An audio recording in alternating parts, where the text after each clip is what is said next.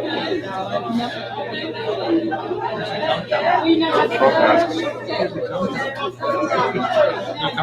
not good. 10, 9, 8, 0.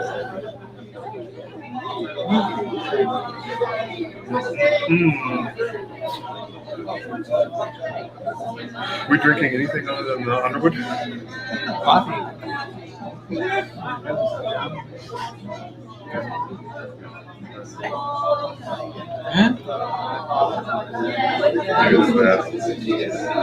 the problem. It's true.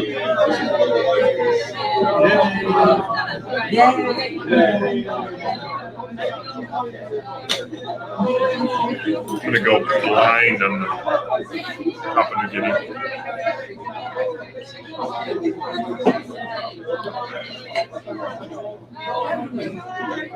When we have 100 people live, we will get started. We're at 4. We might be here a little while, people. All your friends. I mean, now.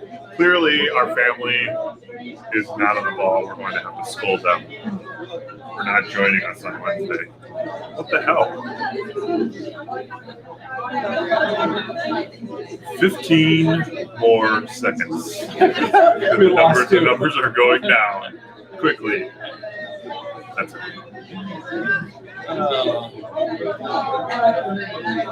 We got one back. Text help. In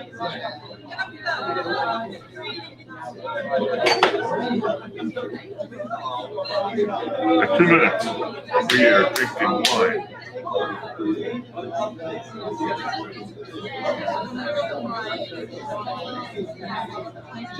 Alrighty, let's get this whole rigmarole going. Rigmarole. Welcome everybody to the 42nd edition.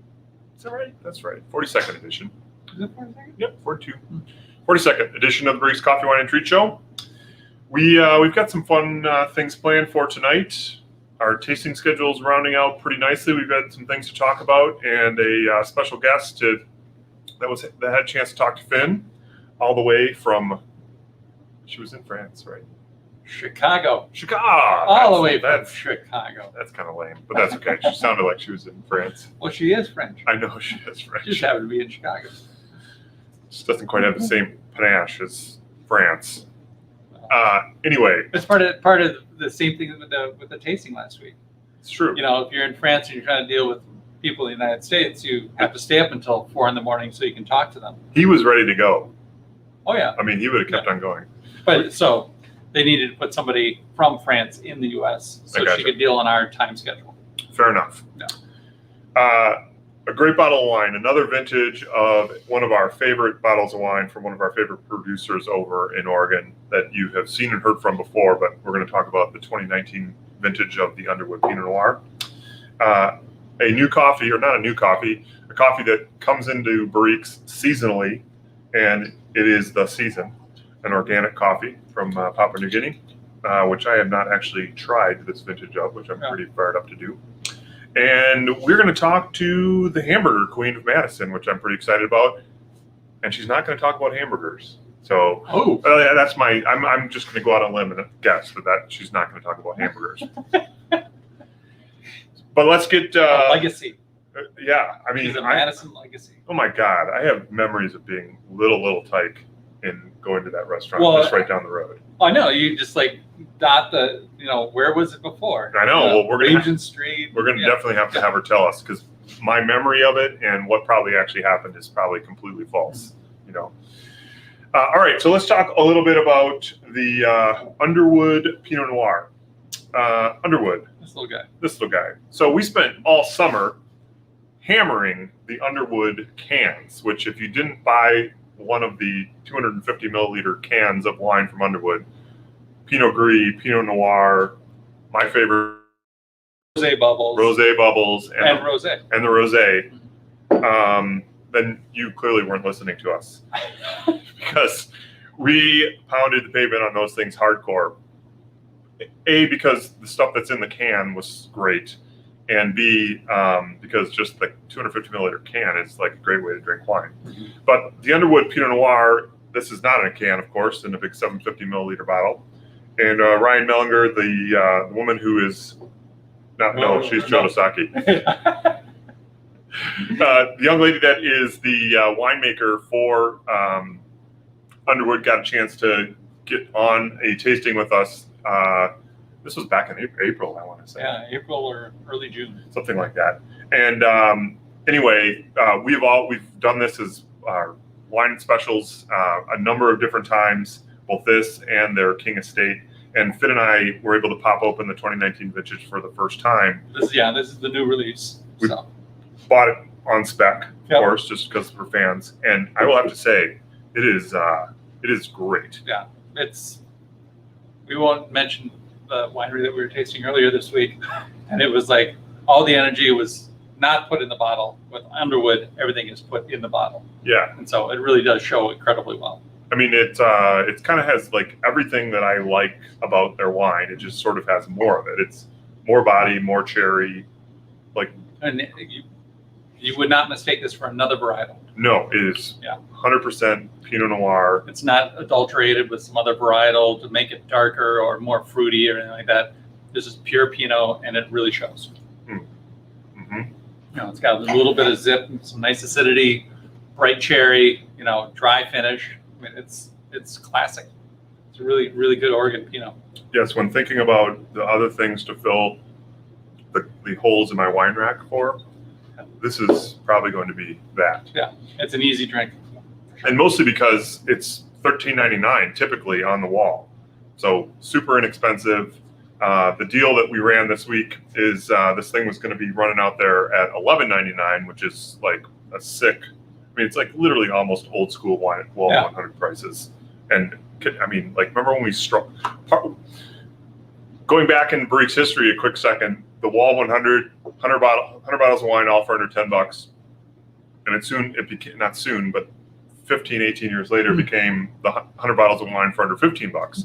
And one of the big reasons was it was impossible to find a Pinot Noir that tasted like Pinot Noir for under $10. Exactly. And this is pretty damn close to it, and at the deal price. I don't know if Patrizio is watching today, but we could use a shirt, like a shirt that says Underwood on it. If you're watching. We'll send the video to her. So the Underwood, you can grab a bottle of the Underwood Pinot Noir or 12 from the barriquesmarket.com website. Everything that we're going to talk about tonight, with the exception of what we're going to talk to our next guest about, is available for sale on the barriquesmarket.com website. If you go under events, CWT for the Coffee, Wine, and Treat Show, which is what you all are watching right now, and the January 20th show, everything that we talk about tonight is available there for sale, including this Underwood for $11.99. It'll probably be that price for another week or so. I would heartily, if you like Pinot Noir, and there's some comps on our wall, the Pinot Project, a la carte. I would have to say the 2019 version of this is head and shoulders. Yeah, it really, they smoked it in 2019. Yeah. I was so happy with this one. Yeah, for sure. It would be interesting to talk to them just about their perception of this vintage. So that is the Underwood Pinot Noir. Get out there and grab it while you can. We have decided at the beginning of this year we were going to bring some of our favorite restaurateurs on to talk a little bit about how they're faring their way through this whole pandemic, and give them a little bit of an opportunity to tell us what they're doing and how you might be able to help support them. As you all know, being in the restaurant business, including ours, is not the greatest thing in the whole wide world right now, but it is particularly bad for those who rely on people coming into their places and eating. And one of those folks is actually I've known the Stanleys, her brother, since I was in Pi Elementary School. So I've got Rachael Stanley, who's, I think when I called last week or the week before to get her on, she has this great message on their answering machine. It's super awesome. We should actually almost play it for everybody, but you can call and you can place orders. And so anyway, I'm going to bring Rachael on right now, and she's going to tell us a little bit about Dotty Dumplings Dowry. There you are. Howdy, Rachel. Hi, guys. First of all, Hold on. I just want to say to you, You're muted. thank you Hold for. on just 1 sec. Oh, hold on. I can't hear you. And I don't know if it's me. Can you hear me now? No, it's not. It's not you. It's not you. It's me. Just give me 1 quick second. As you can see, there's Rachael Stanley.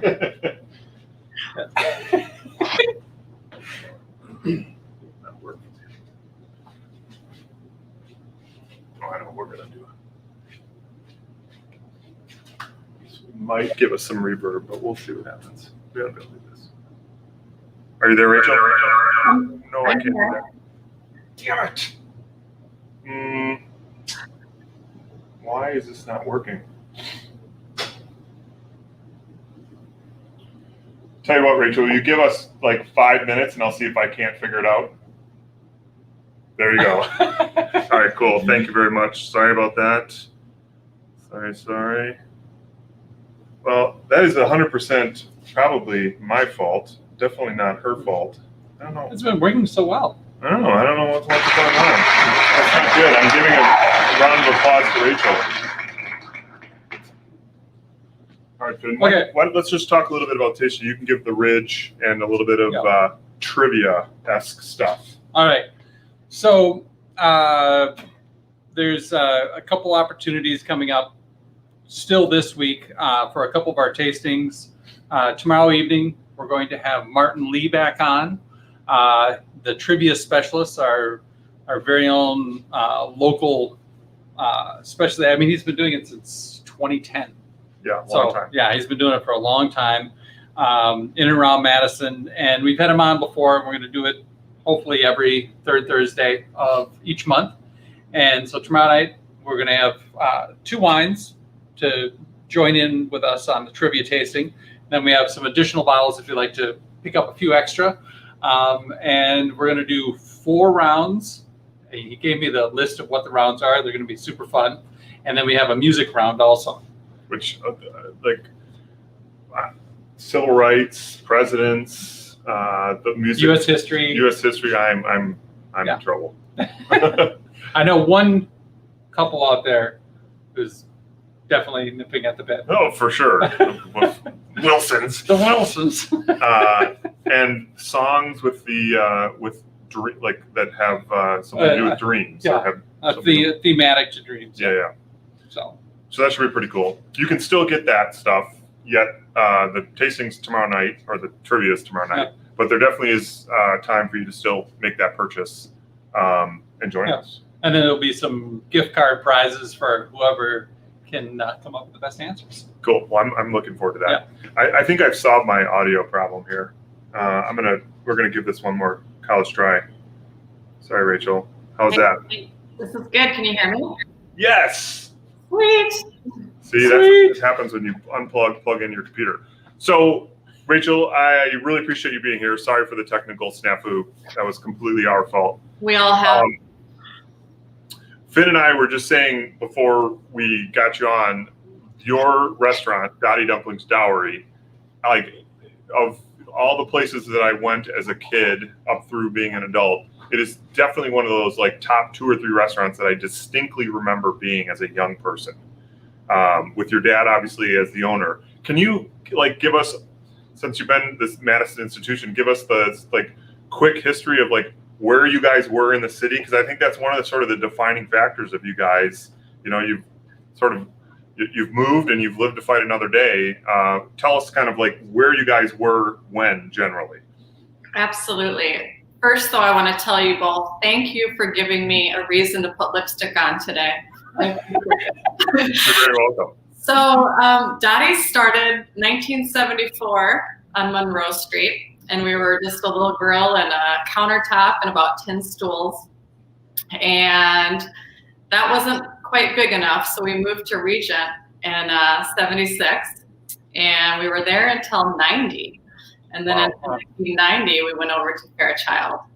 And then we were there till 2001, and that's when the Overture decided they were going to build the the Overture was going to build the Overture. Yeah. And Yeah, I think at that point we closed. and you guys now are located downtown, but I think the Regent Street location is the location that I just distinctly remember. I think it was like maybe you guys had high top tables in there. Top tables, loud Low music, ceiling. low ceilings, Yeah. fudge bottom pie. Oh God, yeah. The pie and the milkshakes. I mean, especially because that was probably when it was like 8, 9, 10 years old, something like that. That was the bomb. And when we got a chance to talk a little bit about like what kinds of things you are doing to just drive business and get people excited, you brought up something that I would not have kind of thought of immediately when I think of you guys, and yet it is one of my favorite dishes. So tell us a little bit about what you guys are doing and about this new thing that you have launched recently. Yeah, so obviously everyone knows us for good burgers. But during this time, we've also been able to highlight some of our favorites that not everyone knows about. Items that travel a little bit better, and one of our favorites is jambalaya. And we serve an andouille sausage jambalaya. We fly our andouille here all the way from New Orleans, so it's as authentic as you can get it. Cool. And it's a crowd favorite, so we're happy to be offering that right now, and we're going to continue to do that for a while now. So I hope For a day like today, yeah, this is totally a jambalaya day. Oh, 100%. It's cold and so And good. miserable in January. I know. And don't forget to pair it with the homemade cornbread. For sure. How if somebody wanted to place an order with you guys, how do they go about doing that? Yeah, so we're a little old school at the moment. You still call the number and place your order, and we make it really easy for you. All our orders are ready in 20 minutes, never more. And you can even just drive right up to the front of the doors there, and we'll bring it right to your car. We've been able to have curbside parking there for a while now, and it's been great. So we make it, you can't get easier than that. So yeah. Awesome. Yeah. I should have done this. So we sell coffee to Dotties. We have done so for a while, and usually my trips there usually end up being before you guys are open, oftentimes, and I'll come up from the basement, and you have one of the neatest. I just saw this last time I was there. Boards that gave examples of like how to give good service. Like, here's one version of like, how you serve somebody, but here's sort of the super version to be remembered and things like that. Is that you, or is that your staff, or Yeah. Sarah, your manager? I'm going to have to say, I guess it's me. It's just something that we've built over time. I mean, to me, it's all about hospitality and how to take care of people and make them feel happier when they walk out that door. So those boards are just an example of what I feel like the Dotties culture is about, and I want all of my staff to really do that for our favorite people. So it's been successful. I'm happy you noticed that. Yeah, well, it's great. I mean, as another owner who, I get into a lot of businesses. Yours, when I come through, the like basement kitchen and the basement, the storage room. I mean, everything is always impeccable, and I get up there and there's all these service-oriented messages to your staff. Clearly, you up the chances of having a great experience, not to mention a good burger and dessert and milkshake and all these other things. Yeah, well, when you have happy employees, they make happy food, and that also creates happy customers. So Very much so. that's what I believe in. Well, I hope you hope the best for you guys over the course of the winter. Jambalaya definitely is going to be on my list. And you also, correct me if I'm wrong, Thursday through Sunday? Is that what we're doing? Currently Thursday through Sunday, and as things begin to open up a little bit more, we will open up more as well. So cool. Yeah, look for that too. Awesome. Well, best of luck to you guys. Thank you very much, of course, for the business and for coming on tonight. And sorry again for the little audio snafu. So good to see you both. You as good to see you, well. Rachel. Cheers. Bye. Okay. All right. That's pretty awesome. I went to go order the other day, and unfortunately, it was Tuesday. So I could not get jambalaya, but I am definitely going to get some jambalaya. What would you like if you're gonna pair wine with jambalaya? How would you? That's not an easy one. That's a tough one. Yeah, because jambalaya, it's got the spice and things like that, and you don't want a wine that's too alcoholic because it's just going to make that spice even hotter. Yep. So you'll start to sweat. Need something that's going to tame it. I'd probably shoot for something that's actually a little bit lower in acidity and more round. If you're going to do a red wine, probably something more like the Zin or Barbera. But again, on that lower acidity scale, just not to exacerbate that spiciness. No white wine? You would do white Well, if white wine, then I would easily do something along the lines like a Riesling or a Ripe Pinot Gris or something that kind of yin-yang it a little bit. Yeah. It's not exactly the first wine or first kind of food you think about when you pair wine, but yeah, it's definitely got some heat behind it. So for sure. You talked a little about trivia. Did you talk about Ridge? Nope. Okay. So we're going to go back and talk a little bit about our tastings, including we talked trivia. That's tomorrow. Ridge, one of these. Yep, on Friday the 22nd. There's still an opportunity to grab that. We have a couple of the 3-packs, I believe, out there. Ridge is one of these like cult iconic. Iconic is maybe is a better way to describe them. Yeah, iconic winery. Yes, in California. We're super fortunate to have Eric Bauer. Cult iconic. There you go. Super fortunate to have Eric Bauer, the CEO and winemaker for the their Montebello vineyards, on with us. It's not inexpensive, but the wines are fantastic. I told the story last week about the fact we gave this to my dad. He accidentally opened one of the cabs, and oh my God, is it delicious! So I'm looking forward to getting a chance to do that. And there's still an opportunity if you are interested. And then fast forward to next Friday, the 29th, we are going to go back to the Rhone Valley in France. Tell us a little bit about these wines, and then you had actually a chance to talk to Marin and just get a little bit more of a lowdown on what people can expect. So the exporter from France is called Bruno Lafont, and we were kind of joking about it earlier about where is she at? Is she in France? And no, she's in Chicago. Well, if you try to cover the United States, you have to put somebody on the ground that can cover the United States. So Chicago was a good spot since it's mid-country. For sure.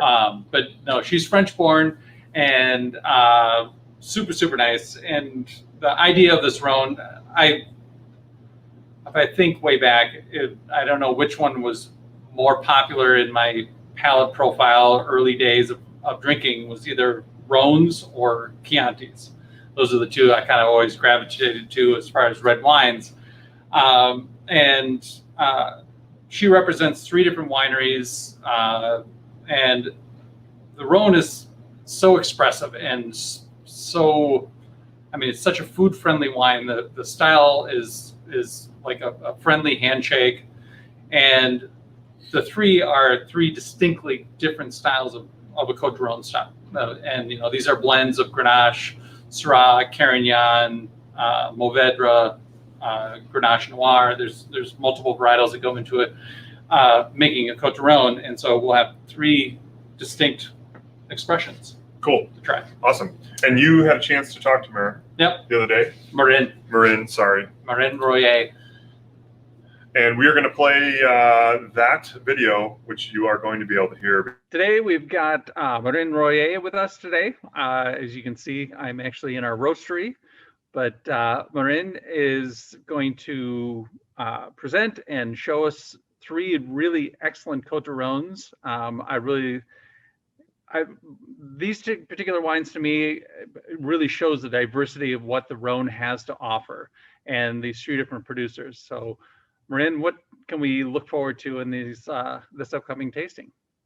Well, hi everyone. I'm really looking forward to introduce myself and introduce these wines. I think that's going to be very exciting to to discover, as Finn said, different Côte du Rhône and different sides of the Rhone Valley, just also comparing one vintage to another. We have 3 wines that are coming, all family-owned, small producers, and you're gonna go from Rive Droite, Rive Gauche in 2018, which was a little more of a fresh, kind of overlooked vintage for some people, but I think that's where we need to like understand a little bit more of the profile. It's so good.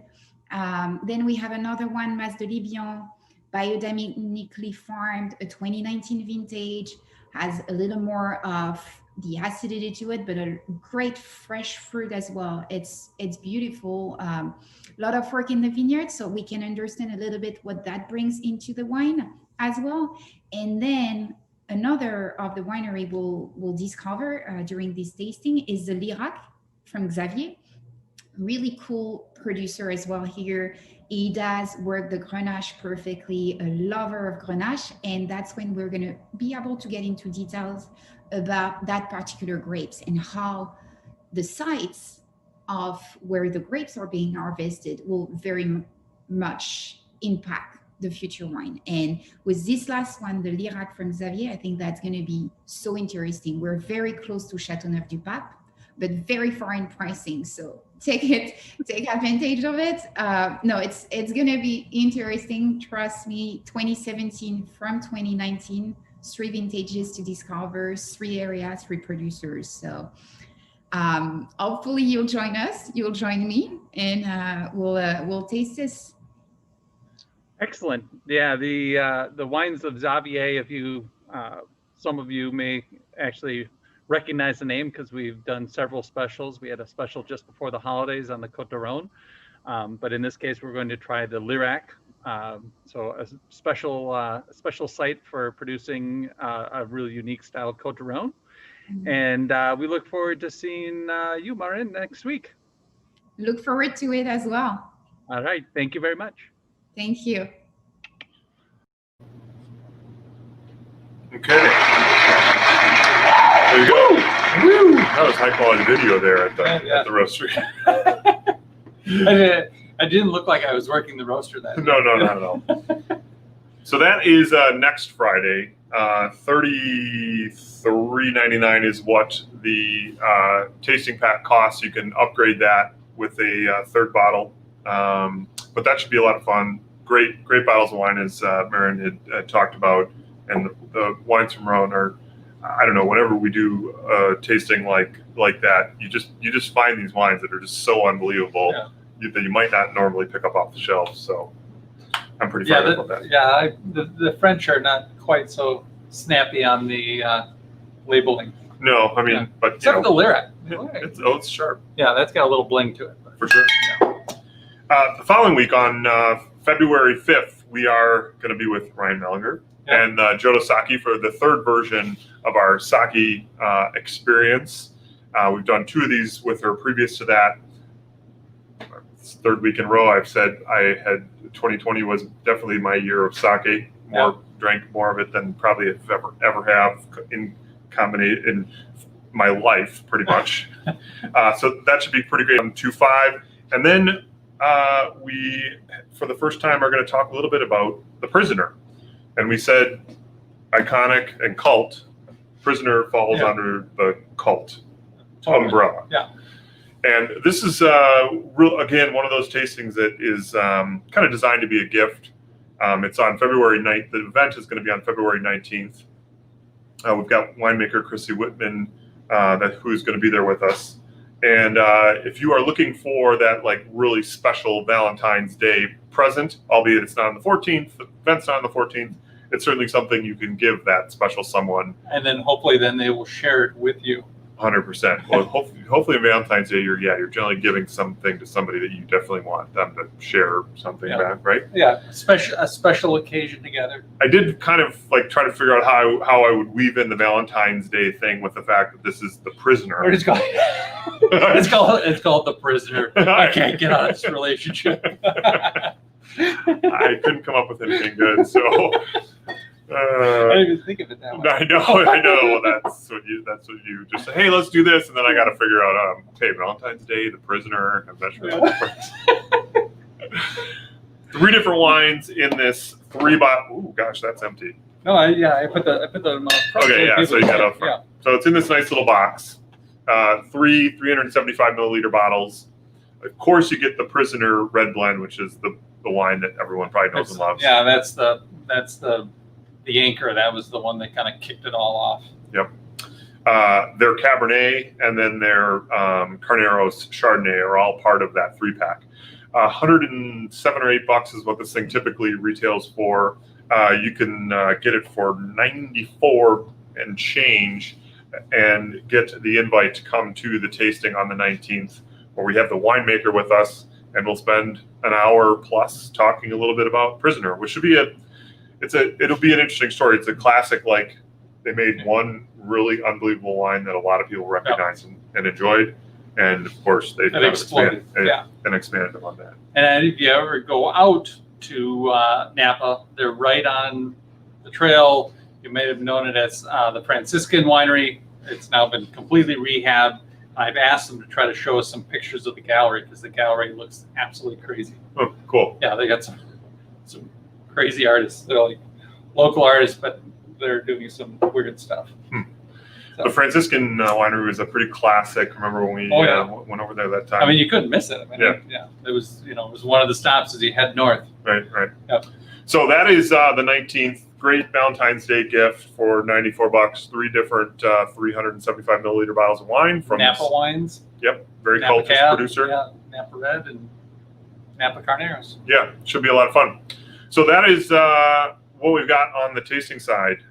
Pretty good lineup of wine and sake and other fun things to drink. Mm-hmm. I don't know.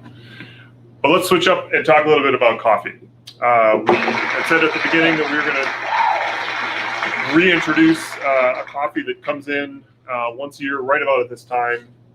First time that I've actually had it. Our Papua New Guinea. It's an organic coffee. It serves both as a single origin coffee that we've had a lot of success with, but it's also the backbone of another coffee we're going to talk about next week, Port Joe. Tell us just a bit about the Papua New Guinea. Yeah, so this is a specific cooperative called Tazumi, and which actually coincidentally was the #1 cup of 2016. Oh, really? Yeah, they were the top producer from New Guinea, or Papua New Guinea. And this particular coffee is roasted to a fuller extent. It's not so much about the sweet red berry fruits. This is more about baking chocolate, a little bit of caramel. I mean, this is a really much more of a fuller cup. Really, it's textural. And it has a nice sweetness to it. For sure. Yeah. I would not have overtly said this is a dark roasted coffee in the way we do things. I wouldn't necessarily say that in terms of my perception of it. It's actually one of the few dark roasted coffees that when it's on, I will regularly go after. Yeah, it's an easy cup. For sure. Yeah. For sure. As if you notice, I've been drinking it the entire show. So clearly not going to bed. I didn't think about that part. Last week it was decaf and we had no problems. And now you've been pounding cup after cup of Papua New Guinea. Yeah. Good luck with that. Yeah. 2 bags for the price of 3. No, let's do that other way around. 3 bags for the price of 2. Yeah. I need some more coffee. Yeah, which one sounds better? That's a great deal for us. 2 bags for the price of 3. 3 bags for the price of 2 is what the deal is for the Papua New Guinea. We're going to run out there for probably max about a week. And you can find this, like all the other things we talk about, at the barriquesmarket.com website under events and CWT in the January 20th show, or you can go in the coffee section of the website and you'll find it under the dark roasted coffees. It is out there and ready for purchase. And that, my friends, is a wrap tonight. I appreciate everybody joining us. We will look forward to seeing you next week, Wednesday at 7 o'clock, whether you're on YouTube or Facebook. It'll stream there live. I do believe that Finn and you and I will be in different states, but that's okay. We're still going to roll with the show. And hope you guys have a great week. It's a fun day today. I don't know, pretty fired up about today. A little brisk. A little brisk, and but good things happened in the country today. Yep. And it was a blue shiny day. It was a blue shiny day, Yeah, new day. Yeah, new day. Woo! All right. Thanks, everybody. Hope you have a great rest of your week, and we'll see you next Wednesday. Cheers. Cheers.